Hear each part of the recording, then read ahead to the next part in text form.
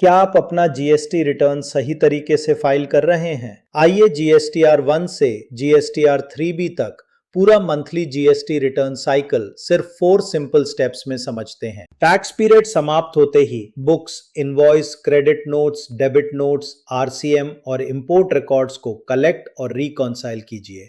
फिर इन्हें outward supplies, inward supplies और टैक्स एडजस्टमेंट्स में क्लासिफाई करें।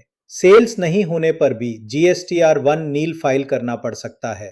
जीएसटीआर 3B तभी नील होगा जब उसकी सभी नील कंडीशंस पूरी हों। सबसे पहले आउटवर्ड सप्लाई डिटेल्स तैयार करके उन्हें बुक से रिकॉन्सिल करें।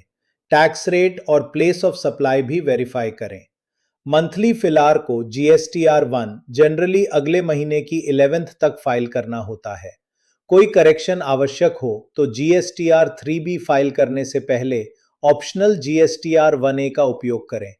इसके बाद टैक्स लायबिलिटी जीएसटीआर 3B में फ्लो होगी। आईएमएस में परचेज इनवॉइसेस को एक्सेप्ट, रिजेक्ट या पेंडिंग के रूप में रिव्यू करें।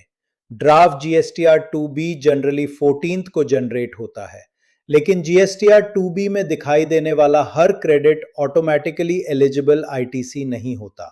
एलिजिबिलिटी कंडीशंस और रिवर्सल्स चेक करके जीएसटी लायबिलिटी कैलकुलेट करें, यानी output tax minus eligible ITC plus RCM और अन्य cash only liabilities. Eligible ITC को इलेक्ट्रॉनिक क्रेडिट लेजर से यूटिलाइज करें।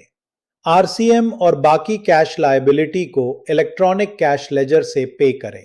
इसके बाद जीएसटी लायबिलिटी ऑफसेट करके मंथली जीएसटीआर 3B जनरली अगले महीने की 20th तक फाइल करें। बचा हुआ एलिजिबल आईटीसी आगे कैरी फॉरवर्ड होगा, जबकि रिफंड केवल परमिटेड केसेस में उपलब्ध होगा।